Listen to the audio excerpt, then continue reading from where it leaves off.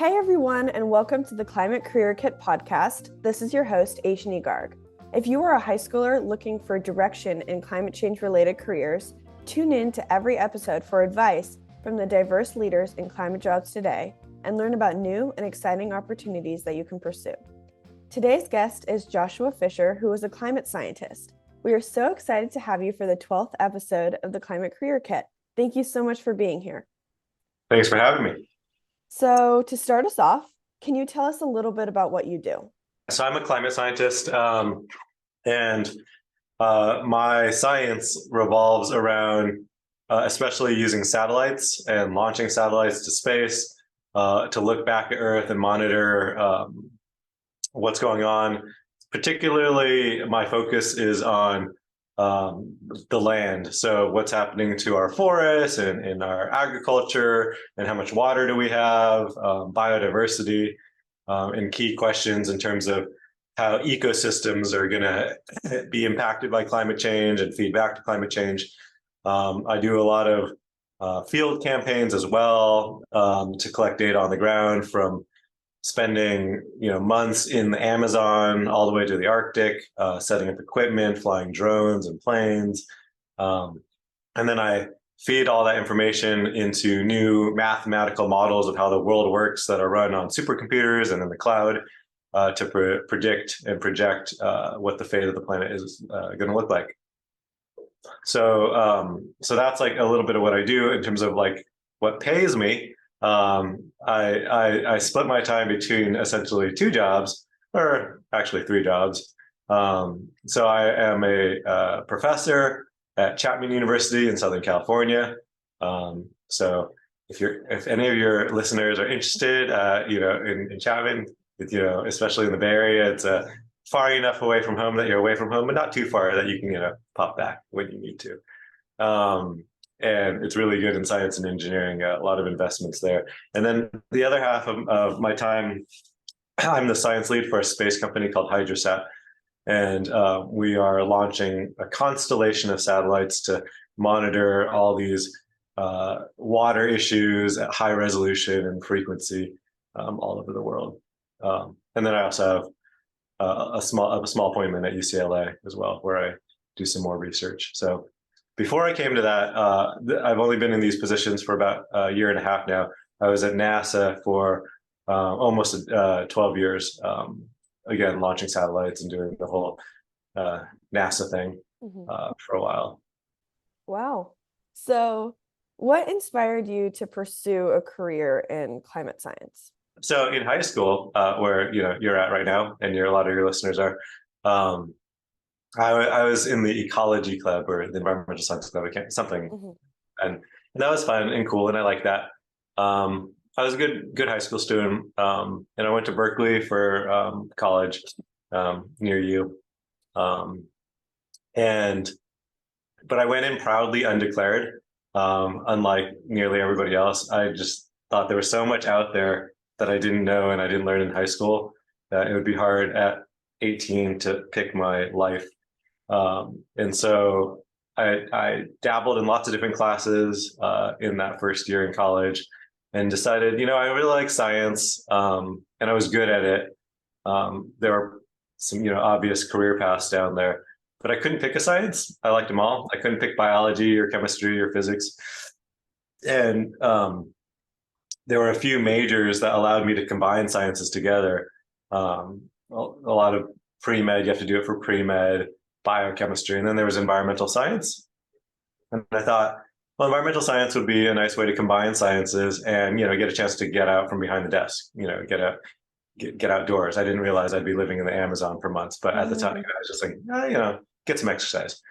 And I was part of the ecology club in high school, and I grew up in LA in like the 80s, where it was, kind of smog choked, urban jungle, where I was raised by my mom. My parents split when I was little, and my dad lived in Alaska, kind of the last wild frontier of the US. And I would visit him on summers and winters vacations. And so kind of those two opposite environmental extremes kind of shaped my life path a little bit. So then so then I decided to do environmental science as my major in college. Wait, Wow. so yeah, but your question was how did I get into this career path? Kind of. Yeah, like what inspired you?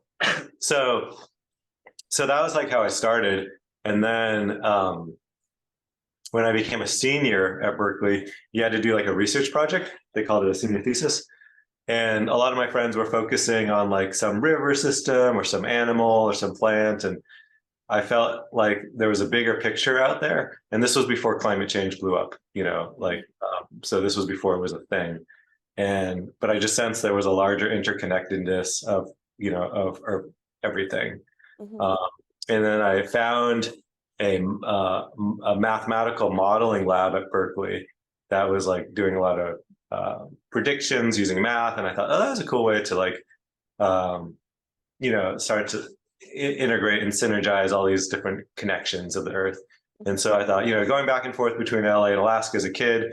In LA, there were droughts, and we were putting on low flow shower heads, and then I go up to Alaska, and we'd be putting on high flow shower heads, and I was like, what is up with the water? And so I thought, well, why can I use what I've learned to predict how much water we're going to have in California? And so I started, researching what was out there, and it turns out you can measure rain pretty easily. You can measure snow, and you can drill wells to get groundwater.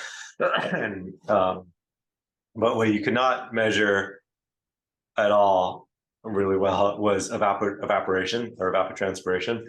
And some of my professors in Berkeley just started putting up these towers that you could start to measure evapotranspiration out of forests or ecosystems.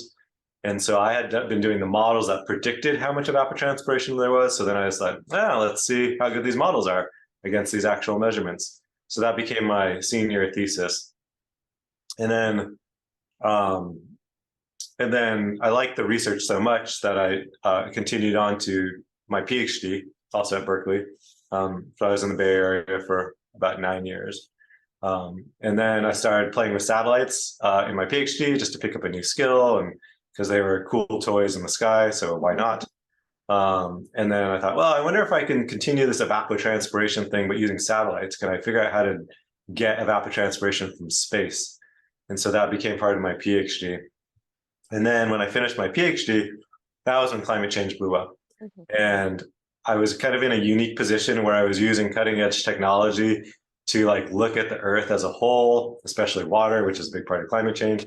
Um, and that kind of just like continued to like accelerate my path into climate science. So then after my PhD at Berkeley, I decided if I wanted to do global climate change work, I needed to work globally and get out of the California bubble, which I'd been in forever.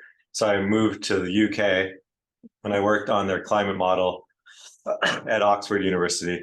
And then we got a big project in the Amazon and Andes. So I moved in and lived in the Amazon and Andes, and ran a big experiment down there, and came out and started teaching at Oxford. And then my partner, who's also from LA, got a job at Occidental College. And so I was like, okay, I'll come back to LA, where NASA's Jet Propulsion Laboratory is. And I had some colleagues there who were recruiting me. So I took up a position at NASA and continued to just do what I do, but more and more and more complex, eventually culminating into my schedule on Wednesday, which is, so that's kind of like how I went from high school to like now. Yeah. So out of that whole long journey, what is the most exciting thing that you've worked on? So there's been a few really exciting things. One exciting thing is that when I first came to NASA JPL, I was kind of shoved in a corner, and they're like, survive kind of thing. And no one really paid attention to me. And, I was struggling at first trying to figure out the system, and because I was in Europe for a while, and I had to figure out the American system again. And then one day, one of my colleagues at NASA named Simon Hook, who's like a senior expert in thermal technology, and he proposed, NASA had a call for mission proposals, mission ideas. Mhm. And he proposed internally to JPL to use his thermal technology to look at volcanoes. And the head of the mission program at JPL said, I don't think that's interesting enough. In fact, JPL had not won a competed Earth mission proposal in over 10 years. And so she was really trying to figure out how we can just like think outside the box. So she told Simon, why don't you go talk to that new guy, Josh, down the hall, and see if, you can use his science, in your technology to mission. So Simon said, hey, see what you can do. I'm going to England for vacation. Like, you have 1 week. So I went into the meeting with the mission managers, and I said, I'm new here. I don't know how to win a mission, but I figured out how at that point to kind of communicate my science clearly and in a compelling way. So I said, well, I won't promise you that I'll win you a mission, but I will promise you I'll deliver a good science story. Mm-hmm. And they said, okay, you've got 1 week. Here are and we went through all the details. We wanted to go on the International Space Station. You had to get science results in 1 year. It had this amount of money associated with it. And the space station passes over our head at weird times and like this weird cadence. So they're kind of just like all these weird rules to the game, so to speak. So I had 1 week, which was a lot of pressure. Although, I took the pressure off by saying I wasn't going to promise them anything. So I went home and I meditated for 4 days straight. And I just was rehearsing the rules of the game in my head, trying to figure out how I deal with all these limitations and kind of weird constraints and things like that. Kind of like playing a video game in a way, right? If you played a video game that has a lot of complicated rules or puzzles to beat the boss or pass the level, you have to figure out how to do it. I think I played way too many video games as a kid. So I kind of treated it in some ways as a video game. And after 4 days of meditation, it all like came together in my brain. All the pieces started to fit. And I came out of the meditation and I wrote continuously for 3 days, about 3 days. And then at the end of the week, on that Friday, I came into JPL with my science story in hand and handed it to them. And they took a look and they thumbed through it, and they're like, it's not bad. And so they said, all right, we're going to greenlight this for full mission development. And suddenly, JPL just like spun up a lot of activity. There were engineers and cost analysts and graphic designers. And then Simon came back from vacation and he's like, what'd I miss? And I'm like, where'd I go? We're working on this. He's like, great. So he took over a lot of the engineering side and like direction and leadership. And then, so we put it out there and I proposed, and we put the mission proposal in. And then, you forget about it because it takes a long time for NASA to review these proposals. And I actually went in competing against my boss, who had his own mission proposal, and he's like a Nobel laureate. And I was like, all right, Dave, when yours wins and mine loses, can I work on yours? He's like, yeah, of course you can. And so then suddenly, like, months later, we get this email and we won the mission proposal. And it was a big thing. And our mission was called EcoStress. And so now now things really kicked into gear, because now the engineers had to build the thing and we had to figure out like how we turn this idea into reality. And it takes, years to build these things. And about 4 years later, we had it ready, and that was actually really fast. Usually it takes like much longer to build a mission at NASA, but we had already kind of pre-built some of the instrument earlier, so we were faster. And then like the day arrives when we all flew out to Kennedy Space Center in Cape Canaveral, Florida, and we put the thing on a SpaceX rocket that was already going to the space station with food and supplies. And all this talk and like this mission concept and ideas and, presentations and building, suddenly that was it. That was the day, like that launch, and launches don't always go well. And SpaceX was still kind of new at the time. And it was reality, and we launched and we successfully got to the space station, and So that was exciting, and we were doing great science on eco stress since then, and still very exciting. Still up on the space station. Yeah, that's incredible. So what advice do you have for someone considering a career in climate science? Um, so I mean, there's climate science and there's climate change more generally. I Mhm. think that every possible career path can lead towards doing something about climate change. You could be an artist, you can be a journalist, you can be an engineer, you can be a scientist, you can be into policy, um, you can be into business, you can be into law. And so all of these aspects are, you can be into public health, medical doctor. There's all these ties back to climate change and climate in general. So if you're interested in it, but you also are interested in other aspects, or you're really good in other aspects, you can still be connected to climate change on that end.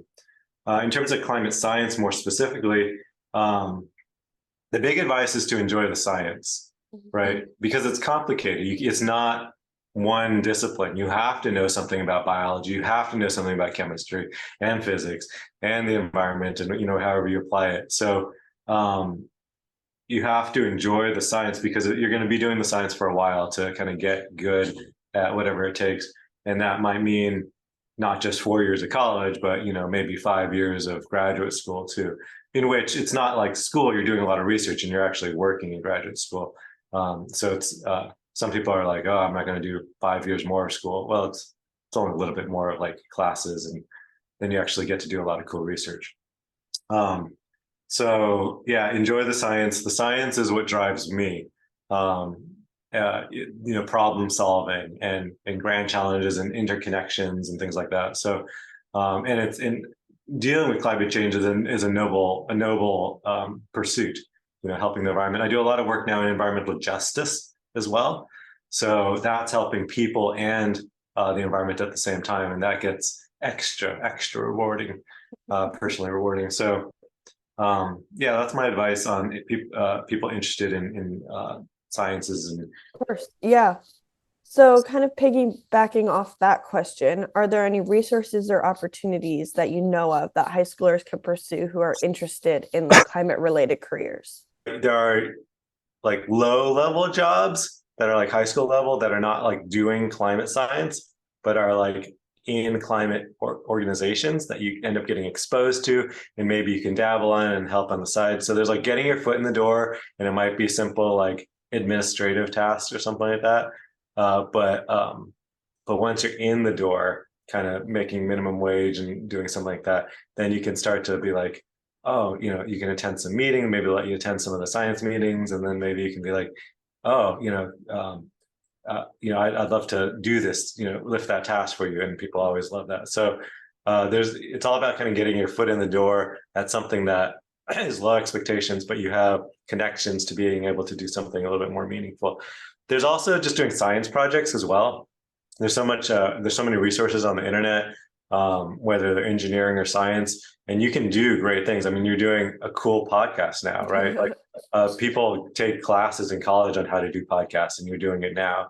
So, uh, so you can do a lot now with the resources at hand, that you start to develop a portfolio of investigation and interest and inquiry and even potentially science results, that you can hand in, that'll get you into really good colleges, and then open up those doors um, Yeah. for you. And also a lot of data, like all the NASA data are free and publicly available.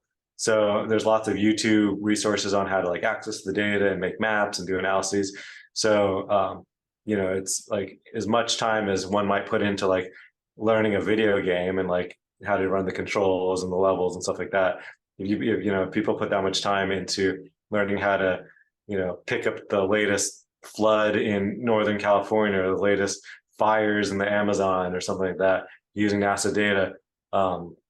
Yeah, and often people think, oh, how can I do this? I'm just a student, or I'm not NASA. But at EcoStress, for example, we were so personnel limited.